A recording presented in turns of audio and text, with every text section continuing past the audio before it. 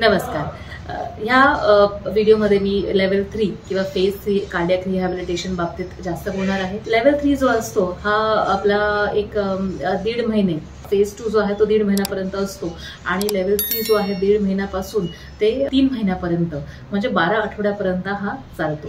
याच्यामध्ये आपण पेशंटला आवर्जून ओपीडी मध्ये बोलवतो, कारण की पेशंट जेवढा बाहेर येतो तेवढा त्याचा कॉन्फिडन्स डेव्हलप होतो, पूर्वरित्या बाहेरच्या जगाशी लढायला आपण त्याला तयार करतो आणि आवर्जून जेव्हा तो ओपीडी मध्ये येतो तेव्हा फिटनेसच्या दृष्टिकोनातून त्याला हे व्यायाम जास्त आखलेले असतात। आणि हे अगेन VO2 max बाबतीत मी माझ्या आधीच्या व्हिडिओजमध्ये एक्सप्लेन केलेला आहे।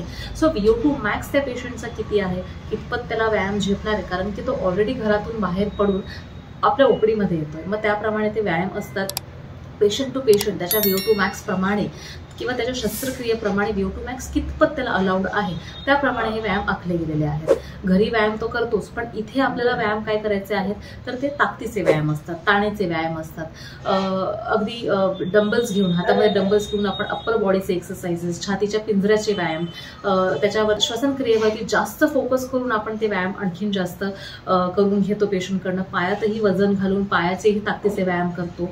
मग पुढे आपण सायकल असो, अर्गोमीटर असो किंवा ट्रेडमिल, याच्यावरतीही जसं मी म्हणाले की फिटनेसच्या दृष्टिकोनातून आपल्याला हे व्यायाम पेशंटला करून घ्यायचे असतात। त्याच्यामुळे एन्ड्युरन्स वाढणंही तेवढंच गरजेचं आहे।